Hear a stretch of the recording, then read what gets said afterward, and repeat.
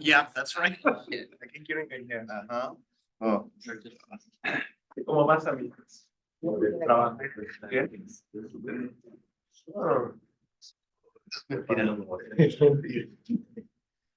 bola de mentirosos. Wrong direction. You don't go that far.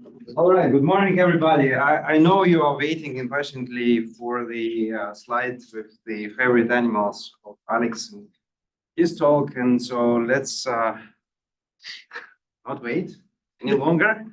And our first lecture is by Alex Jentsch, who is going to continue his lecture series about far-forward physics. Okay, so yesterday we had a crash course on physics topics that I'm interested in, but today we're going to talk about the detector because that's what I actually work on, and that makes my life a lot easier for preparation of slides.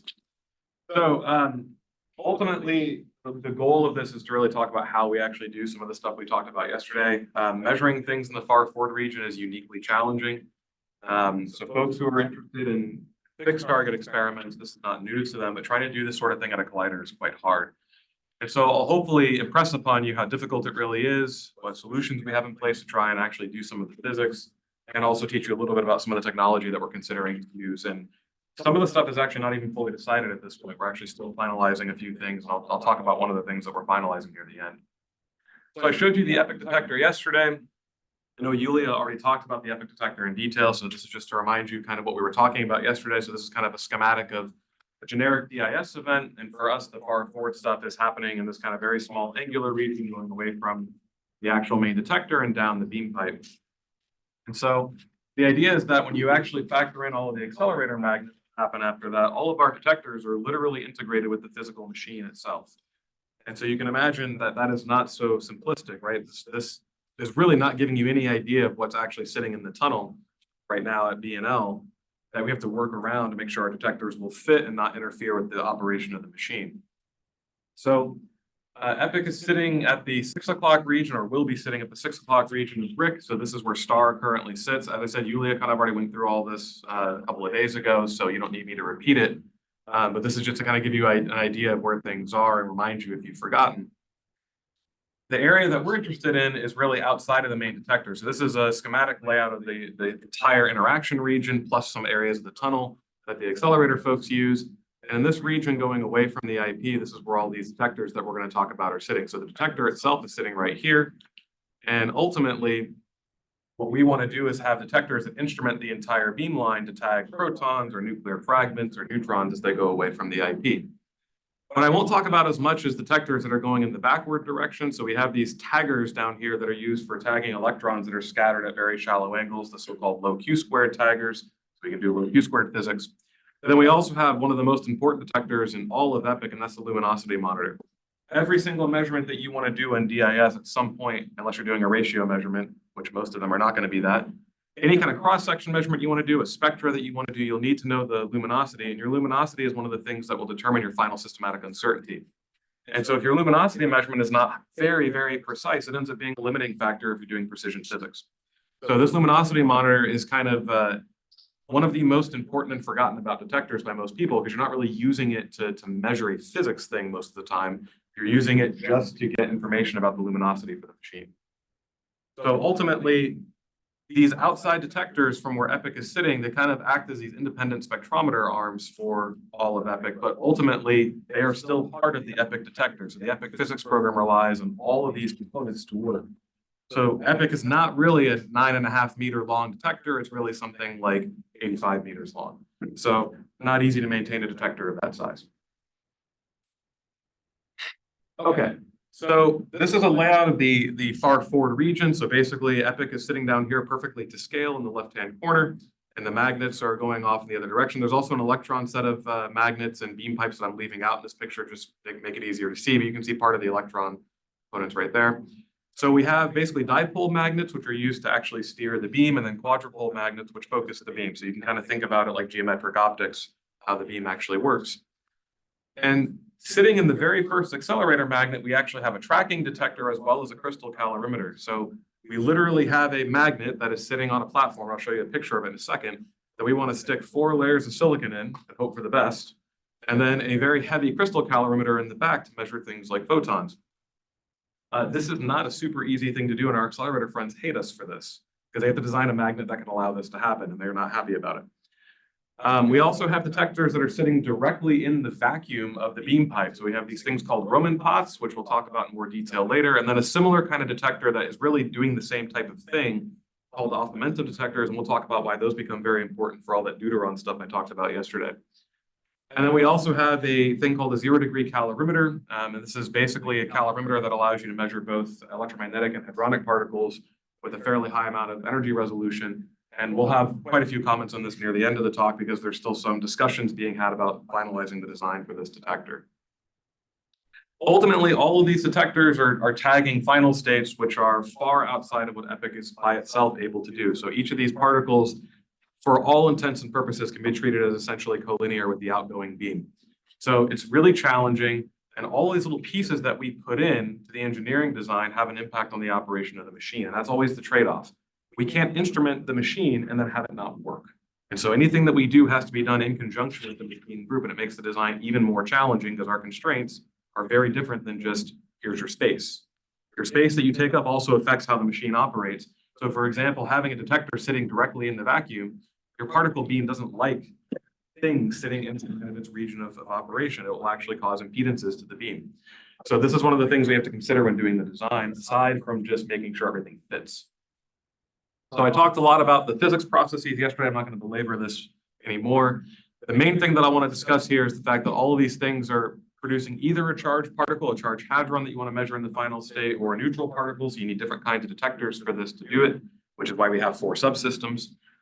But we also have to deal with the fact that we're going to be running very different beam species at the EIC. So we'll have protons, which that's kind of what we designed everything around. We'll also have light nuclei like deuterons and helium-3, but we'll also be going up to gold and lead. Those are all very different in terms of where those particles end up. And so we have to patch all of these detectors together to cover as much of the phase space as possible and try and not be hampered too much by the fact that we have gaps between the acceptances that we can't avoid. And so we have to deal with all the different spatial constraints and the machine components, and ultimately we have to have a technical design for all this by next year. Yay. So none of us are stressed out. We're all doing very well on mental health. It's all coming together perfectly, all fine. So that's the thing we have to deal with, and hopefully I'll give you some information about some of these design processes as we go on, and also tell you what things are still in progress. So the first detector is this B0 detector. So this is a very old picture of the original design for the B0. Oh, look, it's just a couple of circles and a little tube. It's very easy. Well, ultimately, this magnet has both the electron beam and the hadron beam going through it. Oops. So in this case, the electron beam is about to go toward the interaction region, and you don't want to have any dipole bending on an electron beam before it goes to your detector. If you bend the electron beam while it's moving through the detector, it'll generate a ton of X-rays, synchrotron radiation. That will fry all of your detectors if it's hitting the wrong thing. So we have to have all the shielding here, and the magnetic field of the actual B0 magnet has to be shaped such that that electron is not seeing any additional dipole bending field at the center. That is super freaking hard, which I didn't even appreciate when we started working on this detector. So our magnet friends are like, okay, you'll see what we get from this. This little space that's here in the middle, sorry, that's where the detector has to go. So the detector has to slide into this space, fit properly, and also you'll notice this beam pipe is not coming directly out of the page. There's a crossing angle in the collisions, this 25 milliradian crossing angle that Yulia talked about before. So your detector has to go in basically at an angle, slide along the beam pipe, and then be aligned properly. Once again, super fun, no stress whatsoever. This is what the engineering design looks like for the magnet without some of the fixtures on the outside. So we've taken out kind of the additional pipes and the cooling. So this little tiny section here, that's where the beam pipes are, and that's where the detector has to go. So this open cavity here, we have about 1.5 meters total of space for the whole tracking system and the calorimeter, the electronics, the cooling, the cabling, a support rail system, all the stuff we didn't think about 5 years ago that we actually have to design.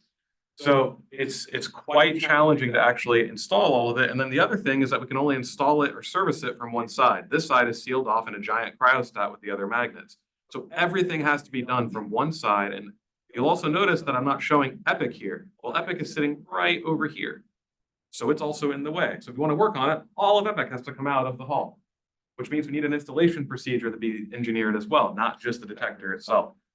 The thing I want to point out here is that detector design is the easiest part of all of this.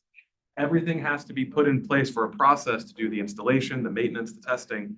This is where all of us get to have physics jobs for the rest of our careers because all this stuff has to be maintained by folks throughout the time that we're taking data. So this is what the actual detector subsystem looks like. So this is kind of the initial design of it, which is based off of something called the STAR Forward Silicon Tracker, which is currently operating in STAR right now for the cold QCD program. And this is a much prettier rendering of it that shows the actual silicon layers with the individual sensors and then the calorimeter system in the back. This doesn't show any of the cabling yet. We haven't actually gotten a final design for the readout system, so the cabling that we put in would be made up anyway. But we also have kind of an initial support structure for the insertion of these detectors. If you look very carefully, I'll just walk over here rather than using the pointer. This is kind of separated in two pieces. So the detector, I don't have the video on here because it wouldn't show up on a PDF, but the detector basically is in two pieces. It's slid into the front of the magnet area, pushed together, and then put into the B0. So just the insertion of the actual components is already requiring an entire engineering design by itself, not including the detector. So it's a really challenging detector. And then on top of that, we also have to deal with being able to do the reconstruction of particles in it. The field that's inside here is highly non-uniform. And so it makes it really challenging to do tracking and reconstruction. That's something we're currently dealing with right now. As far as technology is concerned, the tracking detector uses a new type of silicon technology called an AC coupled low gain avalanche diode. I don't want to say that more than once in a talk, so we just call it an ACL-GAD. These are a sensor that's based off of an older technology that's been used at Atlas for a while for timing measurements. The AC version of this allows you to have pixelated silicon detectors that can give you both an incredibly high timing resolution of the order of tens of picoseconds, and it also gives you a really high precision spatial measurement. The challenge here is power consumption. To do this high timing and high precision space, you have to provide a lot of power to the actual readout system, and that's one of the things we're trying to solve now is how to cool it. And then for the electromagnetic calorimeter, we're kind of deciding between lead tungstate crystals, which are basically the industry standard for high resolution electromagnetic calorimetry, or LISO, which is kind of the new kid on the block. It's super expensive, but when a photon hits it, you generate a ton of photons that you can then use to actually make a measurement of the light output. So it's very sensitive to low energy photons, which will be really interesting for the physics with EA. So we also want to be able to reconstruct pi zeros, and those are going to have much harder photons. And so we have to have sufficient dynamic range for the measurement to measure both tens of MeV photons as well as tens of GeV photons. And that's actually quite challenging. And as I said, trying to make all this stuff fit is not easy. So the B0 is really important for the so-called incoherent vetoing program. This is the stuff I talked about yesterday at the end, where you see these kind of dips in the coherent cross-section. Well, we can't measure that part directly, so we measure all the incoherent stuff and then throw that stuff away, and what's left over is our coherent. And ultimately, to do that, you have to be able to tag all of the breakup pieces that come from the EA. Most of it goes straight down the beam pipe. But you have a case where the nucleus can get excited into a higher state, decay, and spit out a photon at fairly low energy in the rest frame. That gets boosted to something like 50 or 100 MeV in the lab frame. And a lot of those can end up going into the acceptance of the B0. So that's why you need this low energy capability. And 100 MeV is low energy for our physics. So you need the detector to be able to be sensitive to that. But then we also have things like this backward U-channel DVCS, which is kind of a newer physics topic in terms of the EIC world. And this is basically taking normal DVCS and flipping the photon and proton kinematics. So the proton now goes toward your main detector and the photon goes more forward. And that photon very often ends up in the B0 acceptance, which means your calorimeter has to be able to accurately measure 100 MeV photons and photons that have tens of GeV. And that's actually quite challenging for the readout electronics. You're trying to take an analog signal, convert it to a digital one, and that range of possible energies that you can measure is normally fairly narrow. We want to make it go over several decades, and that makes the electronics design really challenging for this. Okay, the next detector is the Roman pots. And when I first heard about these detectors, when I was a youngin early on in my career, I was very confused what the hell they were talking about, because this is what I think about when I think about a pot. Roman pots are actually named such as they were designed by some folks in Italy. That was basically it. They're basically just a metal pot, literally, where a silicon detector sits, and this pot is then inserted into your beam line to measure protons that are very near the beam. So this is what we have in STAR. And so normally you have your silicon detector packages sitting inside this vessel, and then the vessel has a very thin metal window welded to it, So this part is in vacuum while the detector is essentially in air at atmospheric pressure. That is the way these are normally designed. So they literally have a physical metal pot that is inserted into the beam line very slowly while you're running the beam to make measurements. This is what it looks like kind of schematically. So literally you have your very poorly drawn beam pipe, but yours truly in PowerPoint. The red here is your actual beam and the green is a very poorly drawn picture of a scattered proton that might go through your sensors. So you have your sensors in their pots inserted into the beam line, the proton goes through it, but there's no magnetic field here. These are sitting in an area of the beam pipe that's just the beam pipe. There's no magnet sitting there, which means you need to know something about how the proton would go through all the magnets before it gets there. And so we have this thing called the transfer matrix. I'm going to talk a lot about this in detail in a few minutes. You're going to get some math today. Aren't you excited? I'm excited. And this matrix has to basically describe as well as you possibly can your understanding of the proton transport through the magnets, such that when you get a couple of hits in your detector and that's all you have, you're able to get back a momentum vector. So this part of it, this so-called transfer matrix, is the biggest challenge in doing the reconstruction of the Raman pots, aside from just operating the detector near the beam, which is already challenging. This is what the actual beam profile looks like. So this is a simulation I did in Jentsch. So it's just really simply, essentially a 5 milliradian cone at top beam energy of 275 GeV. And these gray bands are all individual proton trajectories that fill up the entire space available for acceptance. I will say that these magnets, that's what these green things are, they are very large bore magnets. Just for reference, the normal beam pipe at RIC around the entire ring is about 7 centimeters in diameter. It's not that big. The B0 magnet alone has a 40 centimeter diameter. That's huge for one of these big accelerator magnets because they're fairly high field. And so as you go through, the whole point is we want the magnets to be big enough to allow these protons to get all the way through to make it down to our Raman pots. And so when we design our beam pipe, when we design our detector, we're trying to capture all the particles that get there. And if the machine builds it such that those particles can get there, we damn well better measure them. Otherwise, they're going to be very mad at us. It's hard to design this. So it's not an easy thing. This is very different from what we see right now at STAR. At STAR, the acceptance is much more limited. At the LHC, the beam energies are higher, so they have a much smaller set of Raman pots. We need very large Raman pots detectors in order to do these measurements. They have to be something like 25 centimeters across in X and like 13 centimeters tall. That is huge for the style of detector. They may ask, how do you fit a gigantic steel vessel into the beam pipe there to do the measurements? And the answer is, we don't. So we're not planning on actually using pots for this design. So calling them Raman pots at this point is kind of a joke for us. We plan to put these directly in the beam vacuum, which means problems in our design. But that's the only way we can get the maximum acceptance for the detector and the only way we can avoid having giant metal components sitting inside a beam pipe that's already too big. So ultimately, our Raman pot stations are separated by a few meters to give us enough lever arm for the calculation of the slope between them. And it's basically segmented into a few sections such that you can have the detector inserted close enough to the beam to actually grab these protons that you want to measure. The EIC beam has kind of a flat elliptical shape to it, and so our detector has to be kind of long and short to be able to cover that region well. This is very challenging because we have to figure out how to cool this thing in vacuum. And as I said earlier, the ACL guys are fairly power hungry. Right now, our estimate for the power consumption is that a single layer of these detectors is about 100 watts. 100 watts in vacuum is a really large amount of heat to dissipate with not normal conventional cooling methods. So we have to think about a way to do this using essentially just heat sinks to try and pull the heat away from the detector, protect it, and also protect the detector from getting warm enough to outgas stuff into the beam pipe and damage the vacuum.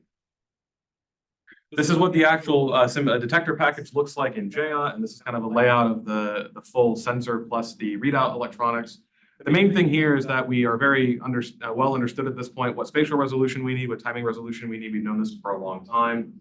And ultimately, we've been looking at this kind of potless design for several years now. And this is part of the design concept we've been working around for really a while now, knowing what we're going to be doing.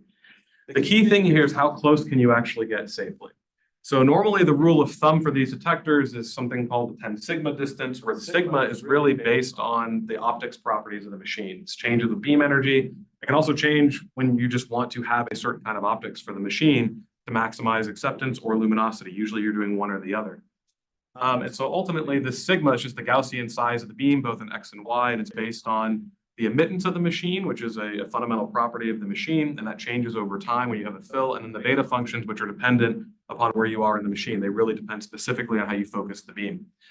At RIC, right now, 1 sigma is on the order of about 1 millimeter. This is also true for the EIC. So normally these detectors are sitting a few millimeters away from the core of the beam, which is really close. So if you have a problem and the beam gets lost, your detector can be directly hit. That would not be a good thing. So that's one of the things we try and account for when we're designing the detector is how often can it be hit by the beam and survive? The answer is basically it can't. If it gets hit by the beam, it's not going to probably survive. So we have to be prepared for the fact that we are going to have to wait a while to take data with this detector until we're very sure about the beam operation. So normally the machine will be commissioned for a few years before these guys are installed. Now, how does this actually work in terms of doing a measurement? So this is just a set of events from a DVCS generator called MILU, which is now kind of outdated. It's being replaced by something called EPIC, not relating to the EPIC detector. They named it before the EPIC detector existed, but that's neither here nor there. And ultimately in black, what you see here is the distribution that comes from the Monte Carlo generator for the PT of the proton, and the red is what you get for the acceptance of the particles that make it to the detector. But this is for a very specific optical configuration for the machine that we call high divergence. High divergence, just take that to mean high luminosity. So this is basically when the machine is at its maximum luminosity operating mode. This is the acceptance we get for the proton. So you see that anything below like 350 MeV, we really can't capture with this particular configuration. But in this configuration, you get very high luminosity. And so the stuff you measure at higher PT, which is the lower part of the cross-section to begin with, is much easier to measure. But we can run the machine in a different configuration where we basically change the optics. We reduce the luminosity by about a factor of 2. But that allows us to get the detectors much closer to the beam because the optics at the Roman Potts location and at the center of the IP are basically inversely proportional to each other. So that means that if you try and squeeze the beam more at the IP to get more luminosity, the beam gets bigger at the Roman Potts. And that's bad because then you can't get the detector as close. So if you drop the luminosity by making the beam a little larger at the IP, the beam gets smaller at the Roman Potts and you can make a better measurement of the stuff at lower PT. And the whole point here is that ultimately the original goal was to run in these 2 different modes at different times during a run period because the high luminosity region that allows you to get the higher PT translates to a lot more statistics in the high T region of the DVCS cross-section. And that's really important because if you look at the cross-section here, it goes down by almost 4 decades across the region of T we want to measure. You very rarely get events at this high T. It's very difficult.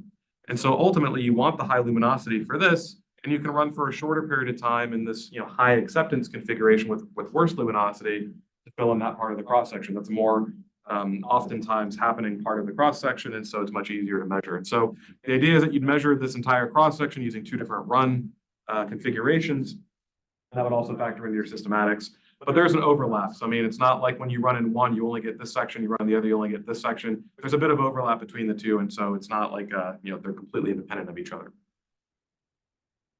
This is also true for the different beam energies, but as you change your beam energy, so I was showing the top beam energy before, this is one of the medium beam energies, which I talked about yesterday for the deuterons, about 100 GeV.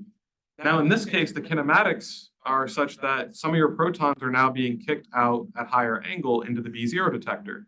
And then you see the gap between the detectors. This is what I was talking about earlier with patching all of these detectors together to cover all of the phase space.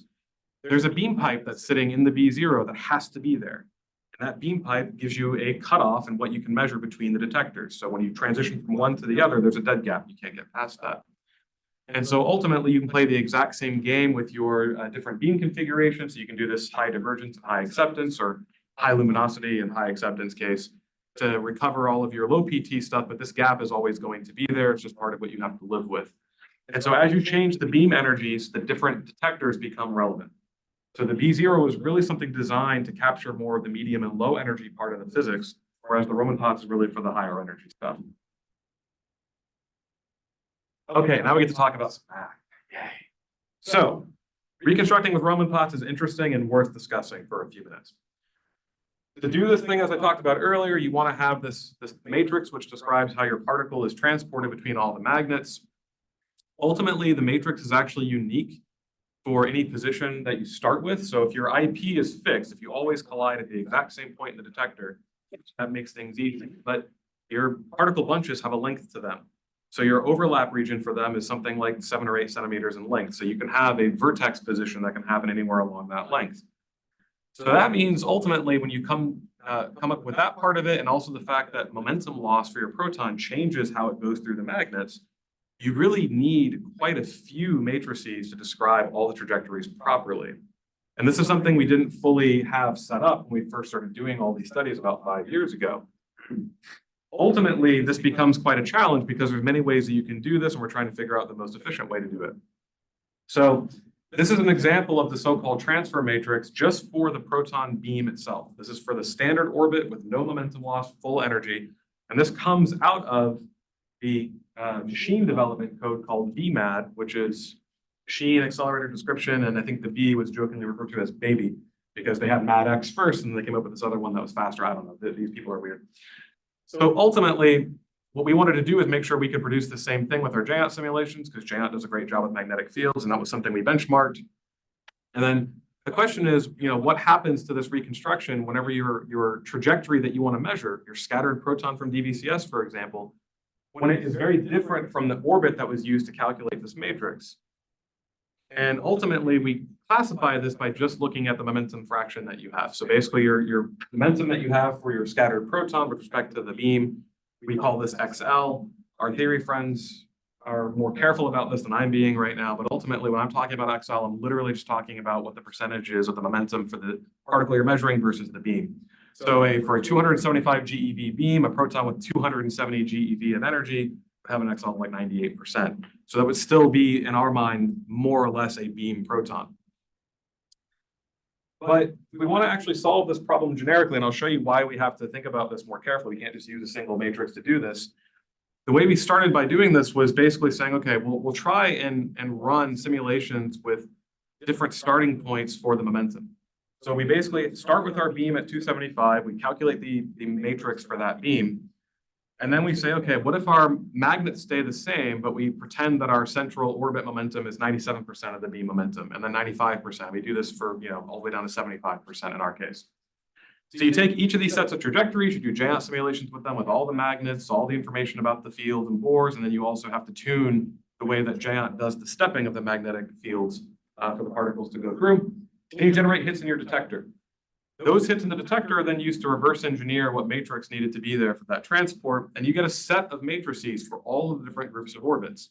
And then the goal was to fit all of those to try and make it so you can calculate the correct matrix in situ when you get a set of hits.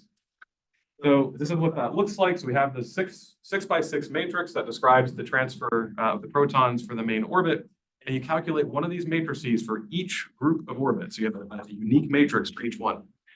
And then we fit all of those as a function of the momentum loss, this XL value.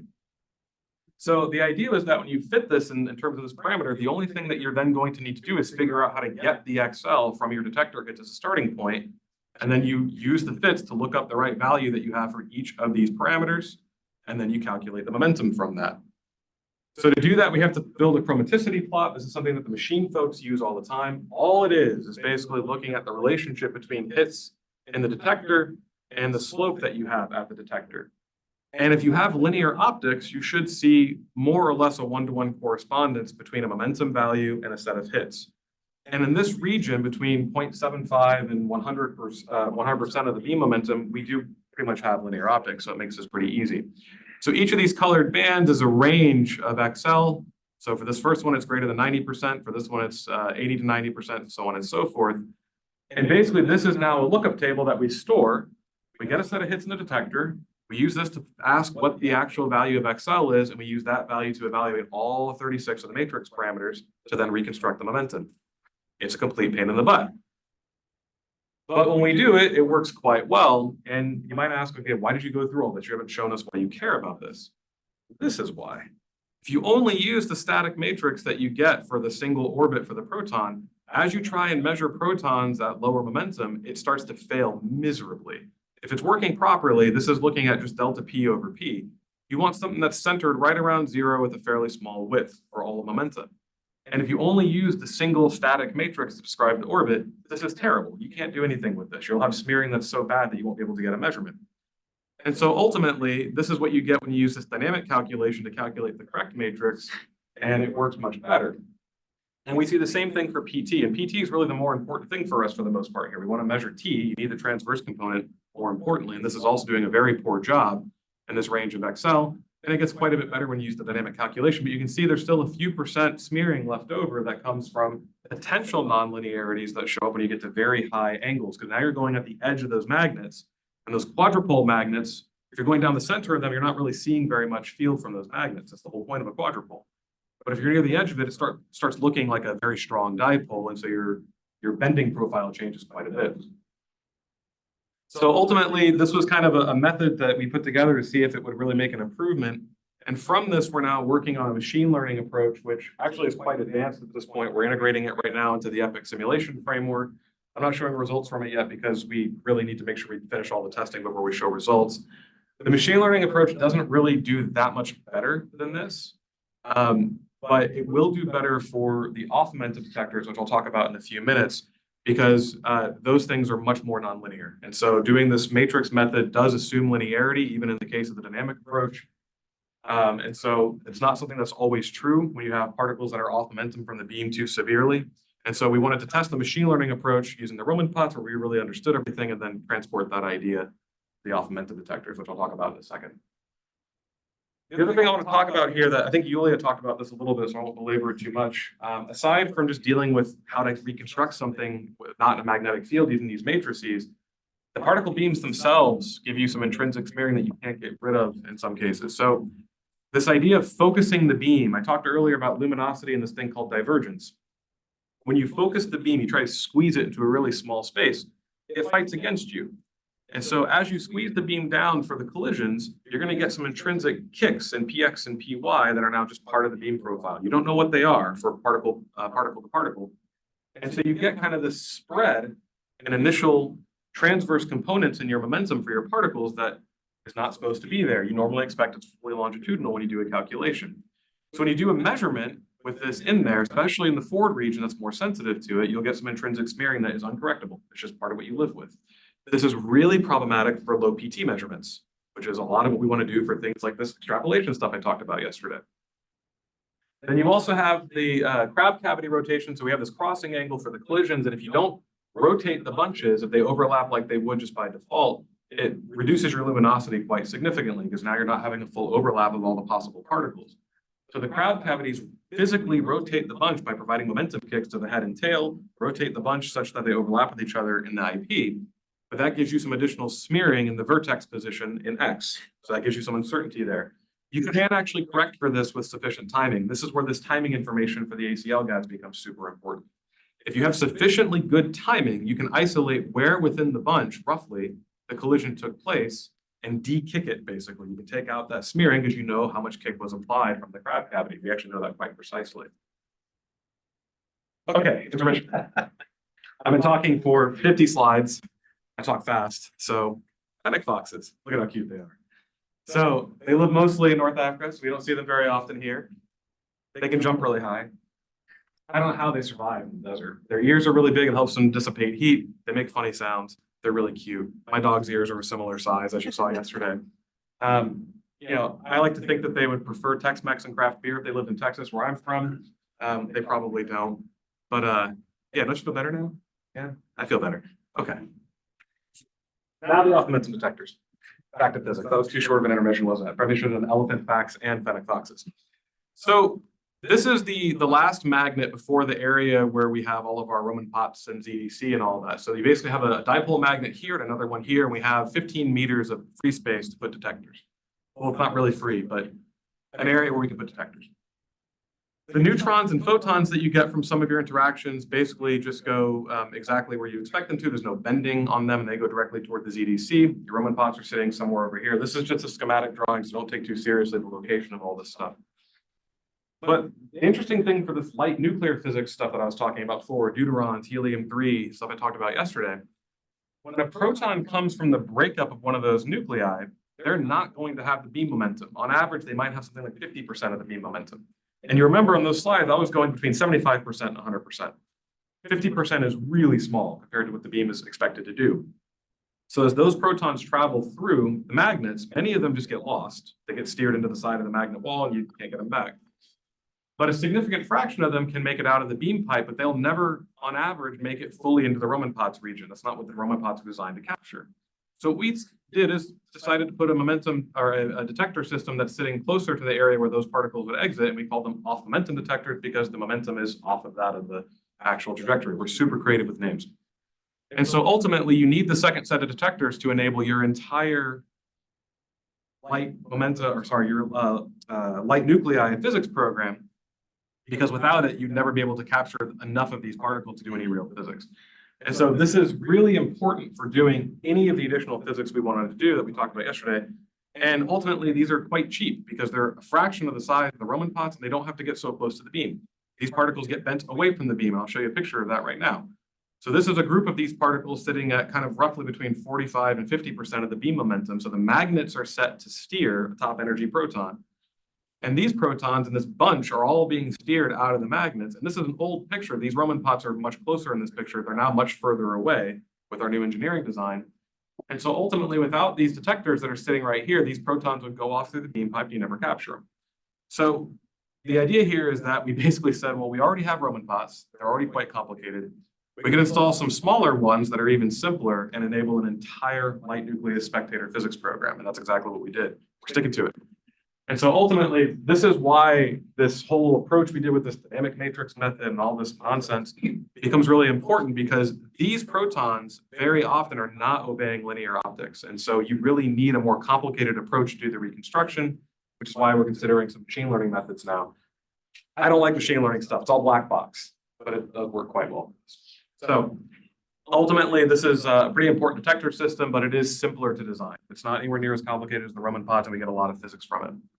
So, all the stuff I talked about yesterday with this deuteron scattering, helium-3 scattering, it all becomes very important for these off-momentum detectors. As far as the performance is concerned, this is basically what you get for the detectors kind of out of the box. So this is just considering the choices for the detectors themselves, what pixel sizes we have, what timing resolution we have, yada, yada, yada. And so you can see in blue and magenta and green here, the Roman pots and off-momentum detectors for two different beam energies, and then kind of for the assumption of this 50% beam momentum. And then you see in red and blue what you have for the B0 detector, sorry, red and brown for the B0 detector at two different beam energies. So you can see at the higher beam energy, the resolution's a lot worse. Those tracks are a lot more stiff as they go through the magnet. And so it's much harder to get a radius of curvature to extract momentum. But as I said before, these beam effects are also something we have to consider. Turns out they make things a lot worse. These beam effects are really the driving force for smearing in our reconstruction, and we have to understand them now, so we can have a good assessment of our systematics in the future. These will be one of the main limiting factors, especially for low PT measurements, what we want to do with the EIC. And so ultimately, some of these we can correct for. So the crab rotation, vertex smearing that I talked about, we can correct for that with timing. Angular divergence, we can't correct for. We can run the machine in different configurations to try and reduce how much of it is there, though. And that's one of the reasons we have these different beam configurations. It's not just for acceptance, it's also to reduce how much of this additional smearing that we get. And that'll be really important for measurements that have a lot of sensitivity to that. As far as the actual modern design that we have, the original thing started with kind of the setup for star. So this is the setup for the star Roman pots. So you have these bellows that are here for inserting the actual pots. We just made it bigger for the larger sensor packages that we're going to have. This is what one of the sensor packages actually looks like when it's inserted into this setup. And so you can see kind of this, layout of the various sensors, and the goal is to have all these pieces movable in real time with motors that you can control from the control room to account for the different beam conditions and get as close as you possibly can. It's quite challenging to design this because also this whole thing has to be cooled in vacuum. So that's another part of this that's still under design. We recently had some very lovely in-kind contribution from our friends in Brazil as they designed the vacuum system for this. This vacuum system is highly complicated because we have to be able to bring all of the protons and the neutrons and photons, which are this kind of copper thing here. All of those particles have to make it all the way to their various detectors. So the ZDC is sitting right here. It's right next to the beam pipe. This is the electron component of the machine. So EPIC is off over here in the corner. The off-momentum detectors would get inserted right here. So designing a vacuum system that can account for all these things is quite challenging. And then we also have to account for the fact that these beam pipes are kind of square shape. That's a real difficult thing for the machine in terms of this beam impedance. So if you think about what you learned in E&M, if you have very sharp transitions, that makes your electric field go much higher. In the case of the beam, if you have very sharp transitions in the shape of the beam pipe, the beam sees that as something that's impeding its ability to move. And it can also cause heating in areas around the machine because you get this these higher order modes that can be excited between your different stations, and that can cause a lot of problems for the operation of the machine. And so that's part of what's now being looked at, is now that we have a vacuum design, how we can mitigate the stresses to the machine by having these things present in the first place. The last detector I'll talk about is the 0-degree calorimeter. So this is something that is used for measuring neutrons as well as photons. And ultimately, you generally want to have something dedicated to the electromagnetic part of this and the hadronic part. And hadronic calorimetry is quite challenging. Neutrons are really hard to slow down, and hadronic showers are very complicated. This is just a little example of this from a quick jet simulation. So photon going through kind of a first layer of electromagnetic calorimetry. This is lead tungstate. And then this is just layers of lead and plastic, which is kind of normal for an HCal. You see the photon kind of showers early on, and most of its energy is deposited in this first chunk of material. But the neutron goes through, oftentimes it doesn't do anything with the first layer of detecting material. It takes a long time for the neutron to even start hitting something. And when it starts to go through, it can go very deep into the detector, and the shower that it creates is huge and complicated and weird and hard to simulate. And so ultimately, it's really difficult to design a 0-degree calorimeter that has high precision, because neutrons in particular are quite hard to measure. So our friends from California have worked out a new design for this. We call it the SciPM on tile design, or they call it that. I'm just telling you that's what they call it. Ultimately, it seems quite complicated, but it actually is rather simple. So all the iron that is used for absorbing some of the shower energy as you go through, that is being recycled from STAR, so that saves us a lot of money. But the idea is basically that you have this plastic scintillator. Literally, all of this is just a sheet of plastic with etchings in it. And each of these cells has a circuit board attached to it with a little tiny SciPM on it. So you literally have your silicon photomultiplier tube sitting exactly on the spot where the scintillator is. It kind of turns what is normally a detector with no position information into something that looks almost like an imaging calorimeter. This is really important for things like neutrons because these showers are complicated. And if you want to get an angular measurement of the neutron, which you better have if you want to do imaging studies, then you really need something that tells you where the shower is in the detector, how it evolves, and where the center of it is. And so they've come up with all kinds of clever ways to stagger all the different layers to try and maximize the resolution that they can get. And it's doing quite well so far. So this is the energy resolution. So their basic strawman design using iron, which is less good for calorimeters than lead would be, they're already able to meet the basic requirement that we have in this dotted line for the performance. And then by using some more complicated reconstruction methods, using graph neural networks, they're able to drastically improve the resolution. And this is really important because, you know, if we're just barely meeting the requirement, that can be really a problem. Because ultimately, when you put things into real life, they've never really performed the way you're hoping they're going to. So you want something that's going to perform better than what you hope for to account for that margin of error. So far, their initial studies of this detector, this is a fairly new thing for EPIC. It really was only decided upon in January. It's already performing much better than we were expecting, and they already have a test module installed at STAR right now to do some testing parasitically with running at STAR. The other thing that's important here is the spatial resolution. So this is kind of what we had for our original requirement from the yellow report, which is 3 milliradians over root E. So basically it gets better as you go to higher energy, the shower is more confined. And with this graph neural network and with kind of staggering each of the layers to kind of make these small subcells, they're able to drastically outperform what we were hoping for. And this is incredibly important for the imaging program. The stuff I talked about yesterday when I showed you these results between the proton and neutron tagging from the deuteron to measure this structure function.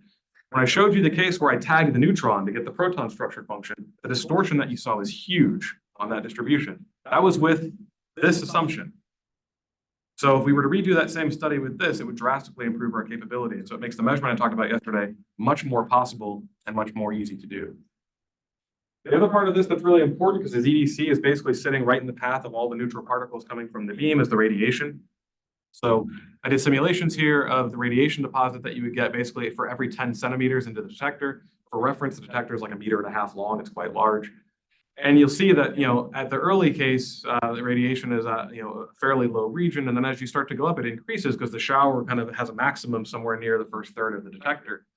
And overall, the radiation that we get somewhere in the kind of the first third of that detector is quite high per inverse femtobarn. So we're normally expecting to take somewhere in the vicinity of 30 to 50 inverse femtobarn per year conservatively. So these radiation doses are actually quite comparable to what the SciPMs can really tolerate over time. And so one of the things we have to discuss is a mitigation strategy for how to handle the radiation damage to the detector. and it's very localized. So the highest part of the radiation is kind of in the center of the detector. And so the idea would be that you are really going to see the most damage to the sensors that are closest to the center of the beam. The last thing that I'll discuss is kind of the last part that we're trying to figure out. So I mentioned that you normally would have an electromagnetic calorimeter and an hadronic calorimeter in something like this. The electromagnetic part is the part we're still trying to figure out. And one of the areas where there's a specific physics process that kind of came into the discussion was looking at meson form factors, which I didn't talk about yesterday. So in the case of the kaon form factor, what you get in the final state is a lambda, which will decay. And about a third of the, or 2/3 of the time that it decays, it's a neutral final state. And what you get is a neutron and a pi zero, and those things are all going fairly far forward. But the problem here is that this lambda isn't going to decay at the IP. It's going to travel really far before it finally decays, and you won't know where it decays. And so it decays somewhere between the IP and where the detector is. It'll spit out a neutron that is more or less carrying the majority of the momentum information for the lambda, and then a pi zero, which will decay, right away after coming from the lambda, and you'll get 3 distinct particles in the final detector. But it doesn't really look this easy in real life. So the neutron shower is much more complicated than this. Some of the energy from the photon deposit leaks into the other detector. And so there's a real question of, well, what does that mean for our design? And so you basically have the idea of having the current configuration, which is fairly long crystals that are like 20 centimeters long. The problem there is that 20-centimeter long crystal can very often cause the neutron to begin showering early. And that would be bad in this case, because then your imaging calorimeter can't do all of its work. With shorter crystals, you get worse resolution for the photons, and you get energy that leaks into the next detector, but the neutron is much better. And so there's kind of this trade-off between the choice of literally just the length of the crystal that you choose. So I did a comprehensive study of this, and basically what you have for all of these cases here, each of these different colors is the same energy resolution and angular resolution for the neutron, and all I'm varying is the capabilities of the electromagnetic part of the calorimeter. So I go from a really high precision one with a very low amount of smearing, this is like a crystal calorimeter, up to something that's more consistent with maybe like a scintillating fiber type calorimeter with varying different levels of angular resolution. And in all cases, if you look at your transverse momentum resolution, it's pretty much the same for all of these cases, which indicates that the neutron part of this is really what's driving the entirety of the reconstruction. And that's exactly what we see. So the other points I added in, so there's some green open points here, and then brown and black open points. These are these bottom 3. In all of these cases, I've made the energy resolution of the HCal better to be more consistent with what we might get from this IPM on tile.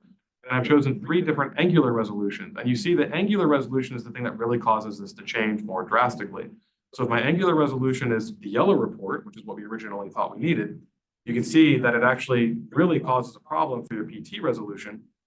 But as you go to smaller angle resolution, it drastically improves this. And so the key takeaway here is that the thing that really matters for this measurement is your neutron angle measurement.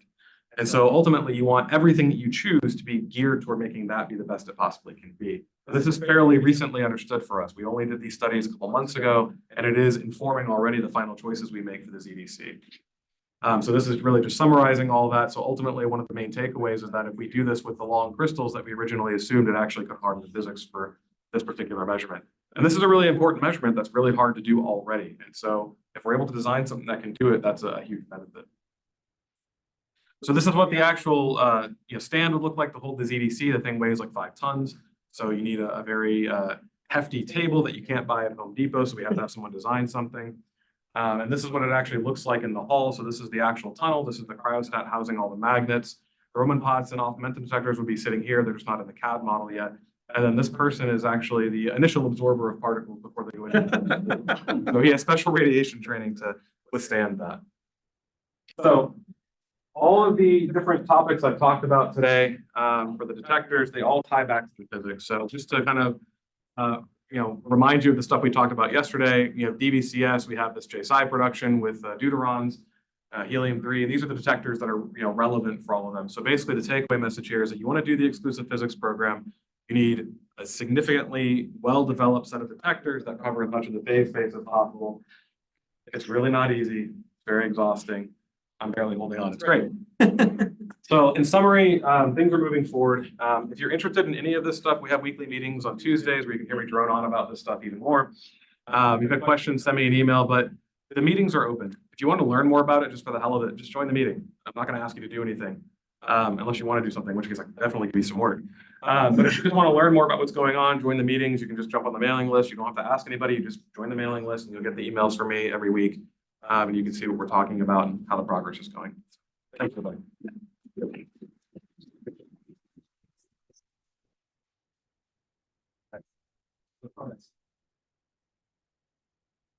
Everyone needs coffee.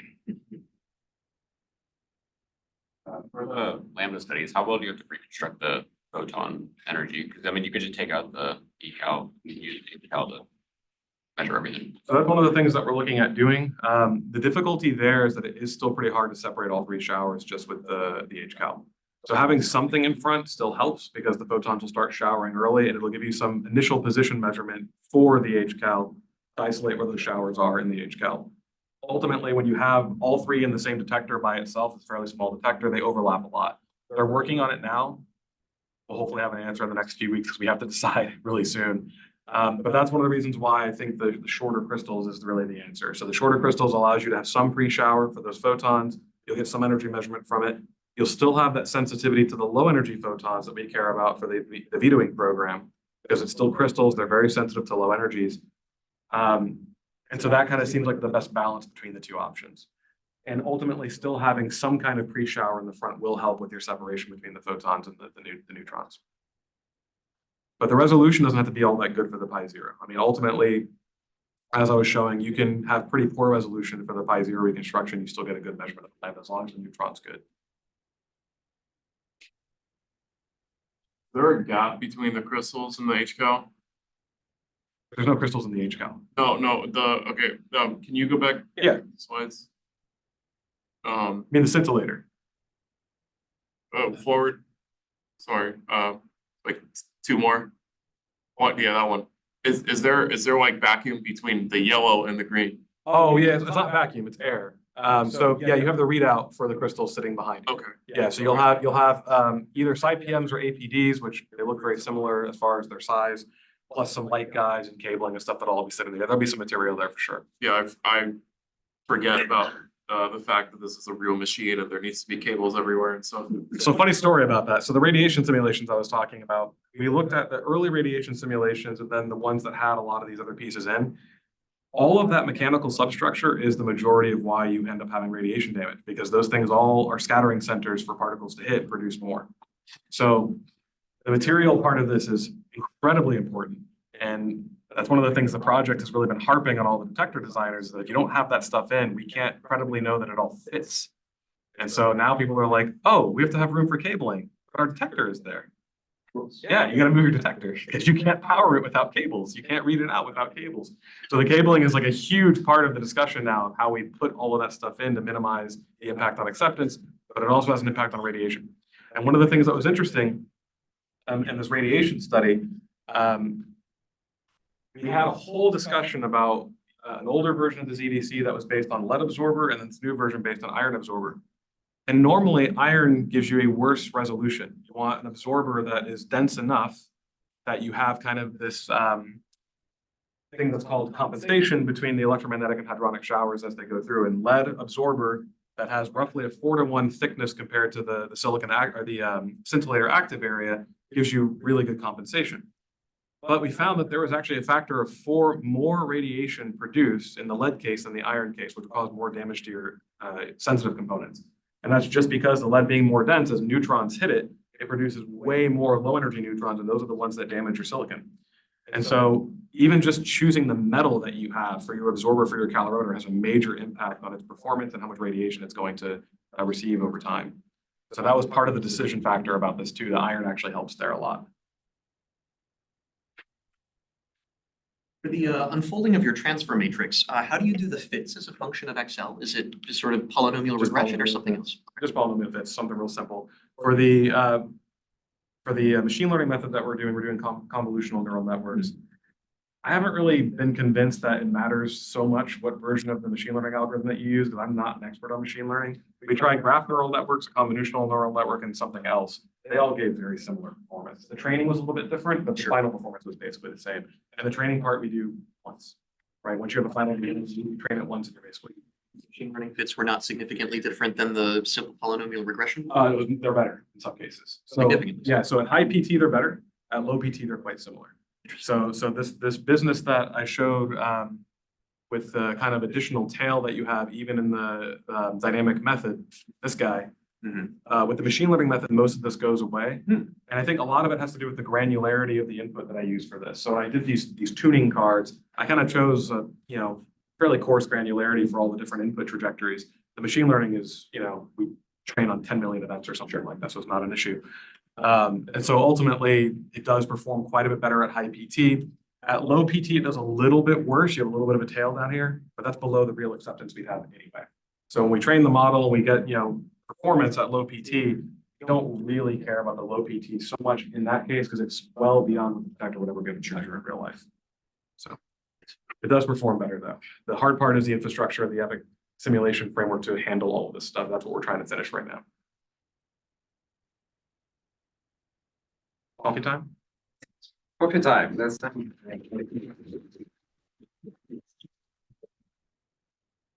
Half an hour, perfect on time.